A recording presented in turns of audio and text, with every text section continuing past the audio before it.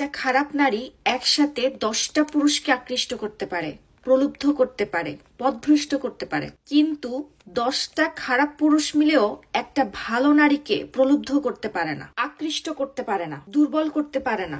একজন ভালো নারী, বিশ্বস্ত নারী, বিনয়ী নারী আল্লাহ তাআলার অনেক বড় নিয়ামত। যে নারী শুধুমাত্র এক পুরুষে আসক্ত, বুঝে নিবেন আল্লাহর পক্ষ থেকে আপনার জন্য অনেক বড় একটা উপহার।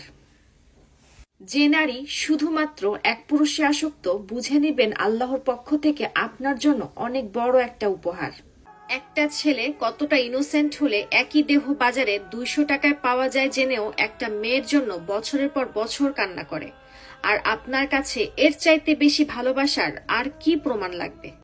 যেসব নারী বিবাহিত পুরুষদের সাথে রিলেশনশিপে আছেন তাদেরকে একটা শক্ত কথা বলি, তার কাছে আপনার গুরুত্ব এটাই, যখন তার স্ত্রী সবকিছু জেনে যাবে তখন সে বলবে এই নারী কে, আমি তাকে চিনি না। আর সবচেয়ে বড় কথা হচ্ছে, আপনি একজন নারী হয়ে অন্য একটা নারীর জীবন ধ্বংস করছেন, আপনার বিবেক কিভাবে সহ্য করছে? আপনি একজন নারী হয়ে অন্য একটা নারীর দুনিয়া ছিনিয়ে নিচ্ছেন, অন্য একজনের স্বপ্ন ভেঙে দিয়ে নিজের স্বপ্ন কখনো গড়তে পারবেন না, অন্য একজনের সুখ কেড়ে নিয়ে আপনি নিজে হজম করতে পারবেন না। ভেঙে দেন আপনার এই হারাম স্বপ্ন, ফিরিয়ে দেন অন্য নারীর আমানত। কারণ এখন স্বপ্ন ভাঙলে কষ্ট কম পাবেন, কিন্তু পরে ভাঙলে খুবই ভয়ঙ্কর বেদনাদায়ক হবে।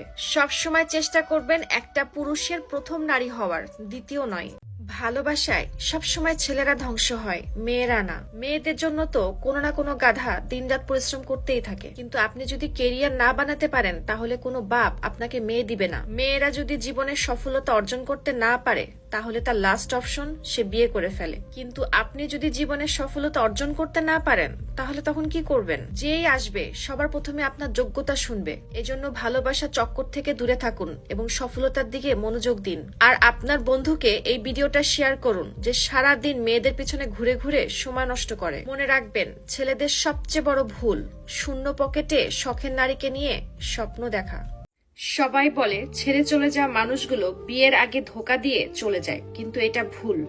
যারা চলে যায় তারা বিয়ের পরেও চলে যায়, সন্তান হওয়ার পরেও চলে যায়। ছেড়ে চলে যাওয়া মানুষগুলো আপনার দুঃখ, কষ্ট, যন্ত্রণা, ব্যথা, অর্থাৎ যে জিনিসগুলোতে আপনি অসুস্থ হচ্ছেন সেগুলো তারা দেখে না, ছেড়ে চলে যায়। আর যারা থেকে যায় তারা কখনো আপনার সৌন্দর্য দেখবে না, আপনার টাকা দেখবে না, আপনি কতটুকু ব্রোকেন সেটা দেখবে না, আপনার সাথে সে কতটা সুখে আছে সেটা মেপে দেখবে না, আপনি তাকে কতটা সন্তুষ্ট করলেন সেটা নিয়ে বিচার বসাবে না। থেকে যাওয়া মানুষদের একটাই কাজ, তারা নীরবে আপনার দায়িত্ব পালন করে যাবে, আপনাকে ভালোবেসে যাবে। আর ছেড়ে চলে যাওয়া মানুষগুলো আপনার সাথে এক যুগ পার করেও অদৃশ্য কারণ দেখিয়ে ছেড়ে চলে যাবে। একটা স্ট্যাটাস লাগাবেন আপনার হাসি মাখা একটা ছবির সাথে, চলতে থাকবে কাফেলা আমাকে ছাড়া এখানে, একটা তারা ভেঙে পড়লে আসমান শূন্য হয়ে যাবে না। এই লাইনটার সোজা মানে হচ্ছে, কাল যদি আমি মরেও যাই কারোর কোনো যায় আসবে না।